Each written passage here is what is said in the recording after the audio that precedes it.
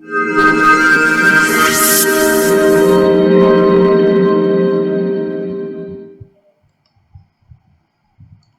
Back. Good morning students.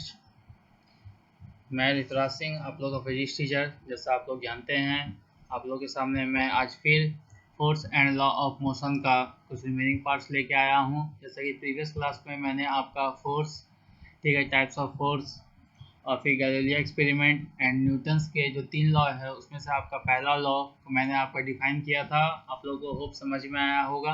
अगर आप लोग को फिर भी कोई प्रॉब्लम होगा तो आप हम मेरे वीडियो प्रीवियस वीडियो को आप देख सकते हैं, ठीक है, और उसे समझ सकते हैं।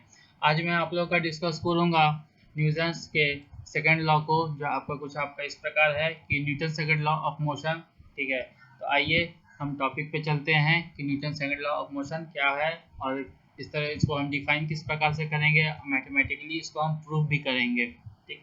तो चलिए, तो हम लोग पढ़ते हैं Newton second law of motion. तो Newton second law of motion आपका कहता है कि the force is directly proportional to the product of a mass and acceleration. That means आपका कोई ही ज़्यादा डिफिकल्ट मैंने डिफिनेशन आप लोगों को नहीं बताया है, बहुत ही सिंपल डिफिनेशन से आपको बताया है कि Newton second law of motion state that the force is directly proportional to the product of mass and acceleration. जैसा कि आप लोग यहाँ पे देख रहे हो कि F is directly proportional to ma and F is equal to k ma, where k is the proportionality constant, ठीक है। यहाँ k आपका एक proportionality constant है जिसका हमने वैल्यू 1 रखा है। तो F is equal to ma हो गया and a is equal to F by m हो गया। That is acceleration produced in a body is directly proportional to the force applied and inversely proportional to the mass of the body. आप यहाँ पर देख रहे हो कि अगर एक्सेलरेशन हमारा किसी बॉडी में अगर प्रोड्यूस हो रहा है तो वो कैसे प्रोड्यूस हो रहा है, जैसे कि किसी बॉडी जब हमारा रेस्ट, जैसे कि फर्स्ट लॉ में आपका हमने देखा था कि बॉडी आपका यहाँ रेस्ट पोजीशन पर था, जब तक हम उस पर कोई एक्सटर्नल फोर्स नहीं लगाते थे तो वह हमारा बॉडी मूव नहीं करता था। तो अगर किसी बॉडी में हमको एक्सलरेट करना है यानी उसको मोशन में देना है तो हम क्या करते हैं, फोर्स लगाते हैं। जितना ज़्यादा हम फोर्स लगाएंगे उतना ज़्यादा ही वो एक्सलरेट होगा, ठीक है। इसलिए बोला गया है कि acceleration produce in the body is directly proportional to the force, but acceleration is inversely proportional to the mass of the body, ठीक है। तो आइए हम आपका देखते हैं दूसरा है जो आपका कैसे ये होता है कि आखिर मूवमेंट हुआ किसी बॉडी में तो उसको हम क्या बोलते हैं, दैट मीन्स वो आपका मोमेंटम में आता है। तो मोमेंटम आपका कहता है कि it is a quantity of motion contain in a body and is equal to the product of a mass and velocity. That means आप इस तरीके से समझ सकते हैं कि momentum is equal to mass into velocity होगा। जैसे कि आप यहाँ फिगर भी देख रहे हो, ठीक है। इस फिगर पे भी मैंने आपको एक मोमेंटम हो रहा है ये बॉल्स में, ठीक है। मोमेंटम दैट मीन्स क्या हो रहा है कि मूव कर रहा है, ठीक। बॉडी आपका मतलब कि इसमें वेलोसिटी आ रही है बॉडी का, तो इसका कुछ मास होगा। तो अगर हम product of mass and velocity किसी भी ऑब्जेक्ट का या हम बॉडी का बोलेंगे, ठीक है, तो वो आपका मोमेंटम कहला रहा है। तो P is equal to M भी, मोमेंटम को आपका हम P से डिनोट करते हैं, वेयर मैंने बोले P is the momentum of a body, m is the mass of the body, v is the velocity of the body। That means आप यहाँ पे एक और मैंने आपको पॉइंट बताया है कि if the body is at rest its velocity is zero and so its momentum is also zero। अगर बॉडी मेरा रेस्ट पोजीशन में है तो हम आपका वेलोसिटी भी जीरो होगा, तो उस केस में मोमेंटम भी जीरो होगा। आप लोग को शायद आप लोग को ये डाउट होता होगा कि मैं न्यूटन्स का सेकंड लॉ में आपका मोमेंटम क्यों पढ़ा रहा हूँ। एक्चुअली क्या है कि मोमेंटम को एक अनदर डिफिनेशन से, सॉरी, न्यूटन्स का सेकंड लॉ को है एक अनदर डिफिनेशन से भी हम बोल सकते हैं कि the rate of change in momentum, ठीक है। दैट मीन्स किसी के बॉडी में अगर rate of change in momentum होता है तो वो आपका force F is equal to M A proof होता है। वो मैं आपको जब मैथमेटिकली बताऊंगा तो उस केस में आपको पता चलेगा कि मैंने मोमेंटम क्यों बताया आपको, ठीक है। तो द ऐसा unit of momentum is kilogram metre per second और केजी मीटर पर सेकंड हम लिख सकते हैं इस प्रकार से या इस प्रकार से। आइए एग्जांपल हम देखते हैं कि एग्जांपल है कि a truck moving at a very low speed can kill a person standing in its path because of the heavy mass of the truck।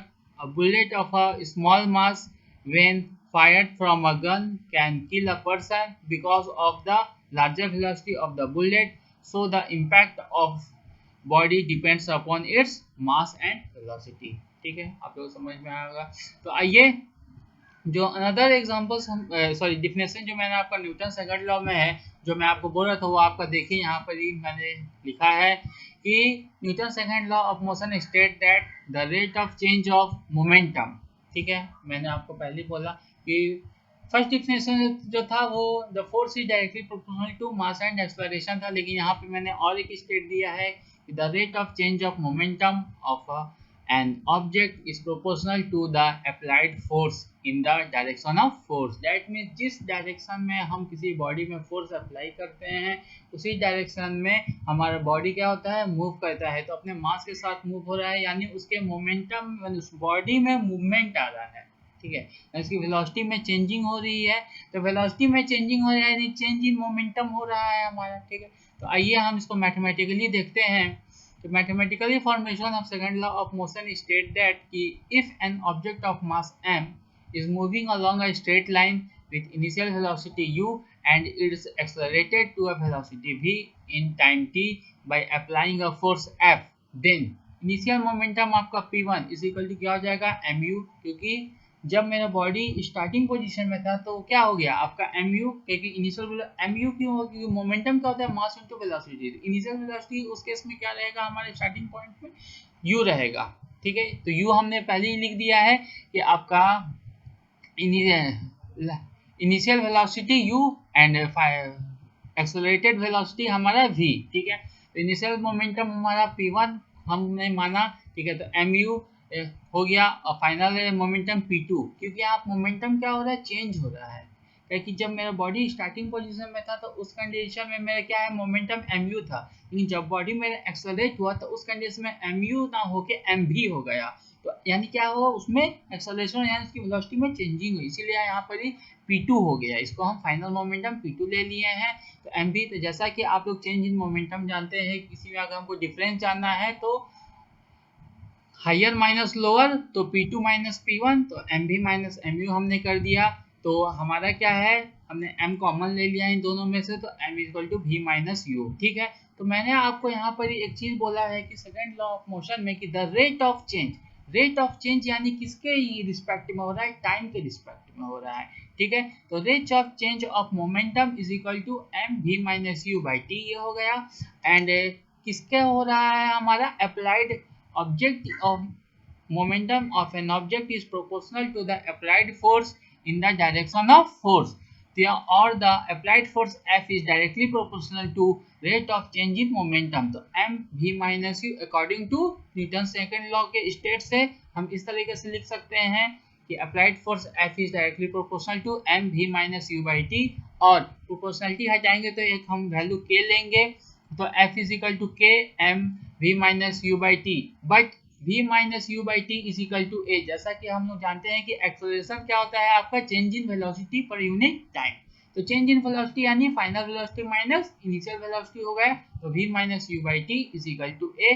तो आपका हम कह सकते हैं कि F is equal to k, m तो आपका m, तो v minus u by t की जगह पे हमने a लिख दिया, तो F is equal to k m हो गया, where k is a constant of proportionality, जैसा कि आपको मैंने बताया था कि तो F is equal to m हो गया। तो इस तरीके से आपका mathematically second law of motion भी प्रूफ हो गया। ठीक, आपको क्वेश्चन ये एग्जाम में आते हैं, mathematically second law of motion को अगर प्रूफ करना रहेगा तो आप इस तरीके से उसे प्रूफ कर सकते हैं। ठीक है, ये इस चीज़ को आप अपने कॉपी में नोट डाउन कर लीजिएगा। तो यहाँ पर ये ऐसा unit of mass is KG and acceleration is, जैसा हम लोग जानते हैं, मीटर पर सेकंड स्क्वायर। आपको यह चीज़ मैंने आपको फर्स्ट चैप्टर मोशन में आपको बता चुका हूँ। ठीक है, और metre per, so the unit of force is KG metre per second square, इसको अनदर नेम में न्यूटन भी हम कहते हैं। तो इट्स सिंबल इज एन।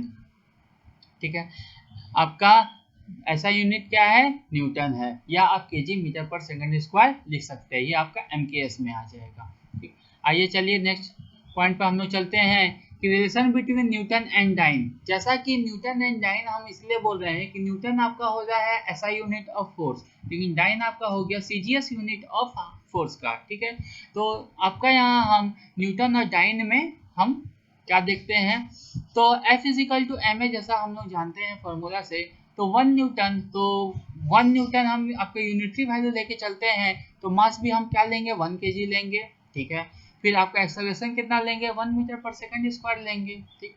जैसा कि हम जानते हैं कि न्यूटन मेरा SI है और डाइन मेरा CGS यूनिट है, तो CGS में हमको चेंज करना है, तो आपका क्या होगा वो, यानी ग्राम, CGS का मतलब होता है सेंटीमीटर ग्राम सेकंड, ठीक है, और SI का मतलब होता है इंटरनेशनल स्टैंडर्ड, ठीक।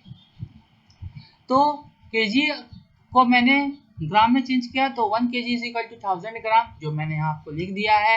1 metre per second square is equal to 100 centimetre per second square.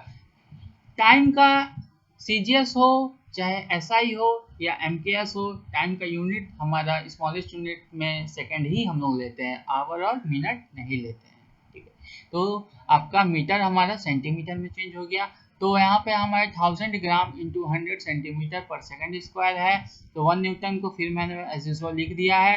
फिर ये आपका जैसे कि रेशनल नंबर में आप लोगों ने पढ़ा था कि अगर आपका बेस सेम रहे और पावर डिफरेंट रहे तो पावर क्या हो जाता है, ऐड हो जाता है in the case of multiplication. आप लोग मैथमेटिक्स में जानते हैं ये चीज को, ठीक है। एक्सपोनेंट जब आप लोगों ने पढ़ा होगा, तो यहाँ क्या है 1000 यानी 10 का पावर 3 ग्राम और इंटू 100 यानी 10 का पावर 2, तो यहाँ आपका क्या हो जाएगा 10 का power 5 gram centimetre per second square. इसको अनदर नेम में हम इसको आपका डाइन भी बोल सकते हैं, ठीक है। अब आपका आता है अगला टॉपिक है इम्पल्स।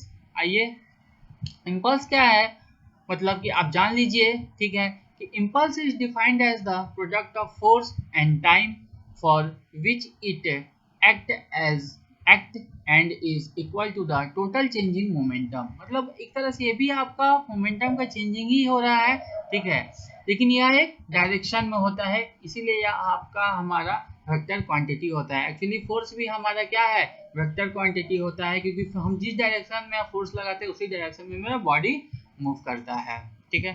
तो अब आपका है इसका SI यूनिट क्या है, SI unit is Newton second होगा। क्यों, क्योंकि इम्पल्स इज इक्वल टू क्या होता है F इंटू टी, यानी फोर्स इंटू टाइम। तो इम्पल्स को आपका हमने फोर्स इंटू टाइम लिखा है, तो फोर्स का आपका F इंटू टी हो गया, तो F इज इक्वल टू क्या होता है ma, तो ma यानी आपका एक्सेलरेशन क्या होता है v minus U by T, तो आपका क्या हो गया F T is equal to M V minus U, तो एफ टी यानी क्या हो गया आपका M V minus M U. तो अकॉर्डिंग टू आपका डिफिनेशन मैंने आपको क्या बोला था कि impulse is defined as the product of a force and a time for which it act is equal to the total change in momentum। तो यहाँ पे क्या है M V minus M U यानी क्या है चेंज इन मोमेंटम ही तो है आपका।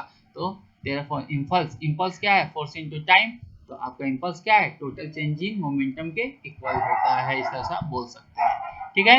इसी के साथ आज का लेक्चर कंप्लीट होता है। अब हम मिलेंगे आपको नेक्स्ट लेक्चर में। Thank you. आप लोग सारी चीज जो है वो नोट डाउन कर लीजिएगा अपने